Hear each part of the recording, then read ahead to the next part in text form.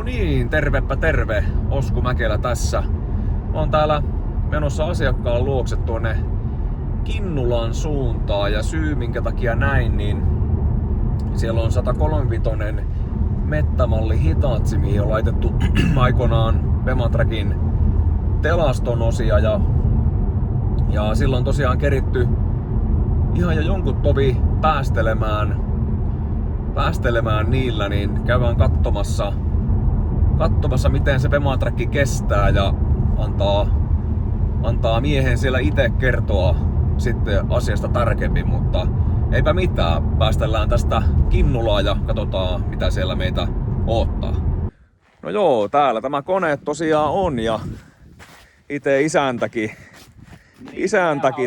Minähän on renki vaan. No niin se väittää, mutta joka tapauksessa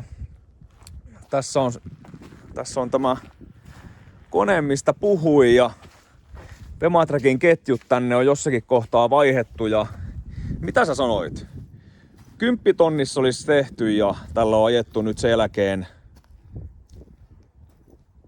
Mitä sä arvelit? Kyllä siellä normaalissa, ainakin minun tieto on niin kuin normaalissa mehtäkaivurin vaihtovälissä, eli noin 10 tonnissa on tehty tämä alakerta ja nyt mittarissa on 26 000 ja risaat. Joo, ja tää on ollut, minkälaisessa käytössä tää on sulla ollut? Metässä koko ajan? Tää on uutena tullut 2010 vuosimalli, se on hakkuupäällä varusteltuna otettu rotaattorilta uutena. Talvikaavet ollut 2 tuuriin hakkuussa ja kesäkaus niin Metsähallituksen mätästyksillä kautta ojituksilla. Nyt niinku oikeastaan se hakkuutyö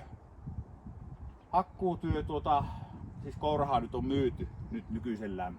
Että viime vuodet on sitten mennyt ilman hakkuutyötä ja että kesäkauvet on ollut mätästystä. Ja vanha mies laittoi TMK energiakouran sun pari talavea nipistellyt nyt risuja. Ja minä olin toissa kesän eli kesät 21 ja 22 olin tällä koneella 2 kesää. Mätästin valtion aukkoja. Mutta nyt voidaan sanoa, että tämä on, kai nyt voidaan sanoa, että se on osa-aikaeläkkeellä. Kyllä. Nyt jo, että tässä omaa pihateitä pikkusen räävää.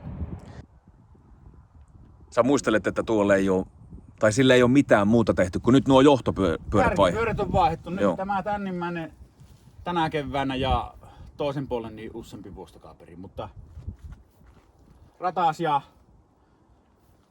ketju on silloin noin 10 tonnin kieppelä vaihdettu. Eli 16 000 ja risaat niin ajettu. Ja silloin sen 10 tonnin alakerran teossa, niin silloin ei rullia kuulemma. Ei ole vaihdettu.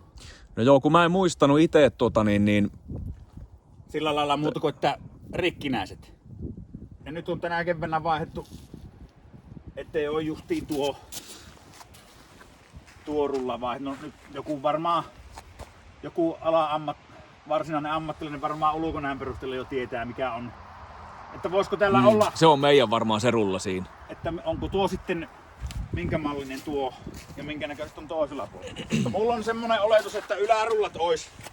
Ei ookaan Bema tuo, ei varmaan ookaan. On se saman mallinen. Voi se, en oo varma. Suuresti ihmettelen, että jos ei kaikkia ylärullia ole vaihdettu. Joo. Semmonen oletus on, täältä puuttuu.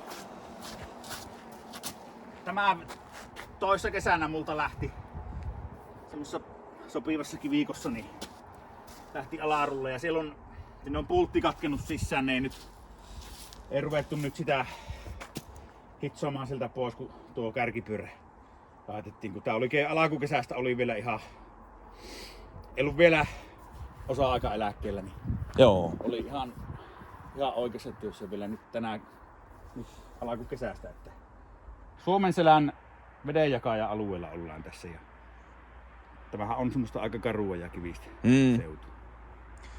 Joo, meillähän on aika paljon niin kun asiakkaita on nimenomaan Keski- ja Itä-Suomessa ja ne koneet on paljon metässä.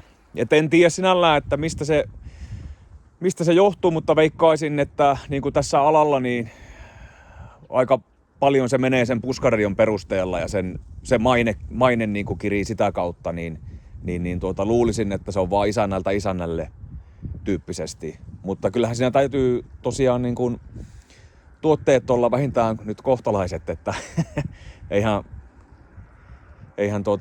niitä muuten asiakkaat osta toistuvasti, mutta mutta ilmeisesti toimii mettäkäytössä. Miksei sitten missä tahansa muussakin, kun kyllähän se aika lailla pahinta hommaa on telastolla. Jos se leveämmällä lapulla metässä kestää, niin kyllähän se kestää silloin missä. Yllättävän vähän kyllä se on niinku venynyt tuo ketju nyt kun katsoo sitä tuosta. Niin joo, se tulee kyllä sitä venymisestä tuo, että se on, olisiko se jopa ollut sitten yhtä lähellä. Siitähän se muuten, siitähän sen näkyykin nyt muuten. Mutta tuo on yllättävän vähän niinku venynyt, kun katsoo tuota johtopyörää, että miten pitkällä se on niin, että sen puoleen niin ei se täällä sen kummempi, täällä on sama homma. Olisiko mitallakaan? Olisiko se tupla? Kylläkö se varmaan se suurin niinku tekijä, millä ne isot remontit voi välttää, niin on siellä kuskin penkillä. Kyllä, niinhän se on. Kuitenkin loppuviin. Kyllä niissä eroja, totta kai valtavasti eroja niin kuin on ketjuissa tai noissa osissa ylipäätänsäkään, että esimerkiksi Vemassa meillä ei ollut ikinä, niin kuin, totta kai tappeja on mennyt poikki, menehän niitä aina kaikista joskus, mutta niin ei mitään semmoista epidemiaa ei ole ollut, niin kuin monella muulla merkillä, taikka lenkkejä mennyt poikki. Ja yksi hyvä juttu, mistä huomaa niin kuin noitten eroon, niin meilläkin on eri-merkkisiä rattaita ollut. Niin nyt kun katsoo tää ratasta, niin kuin tuossa äskenkin koiti höpistä jo, niin täällä on ajettu niin paljon kuin ehkä 6-7 tuntia, niin tuo on noin hyvän näköinen tuo ratas vielä. Vähintään 15 000 se voi jo ainakin. Joo, mutta anyway, niin niissä on valtavia eroja, että niin kuin teräslaadussa. Kyllä. Ja mitä se painaa. Että jos otetaan Veman ratas, niin jos se painaa 50 kiloa, niin saattaa olla joku muu merkki, niin 35. Että siinä on niinku aivan järjetön ero ja nuo on sellaisia asioita, ei kukaan asiakas niitä niinku ikinä hoksaa kysyä tai eikä niitä tarvitsekaan kysyä, mutta niinku ei kiinnitä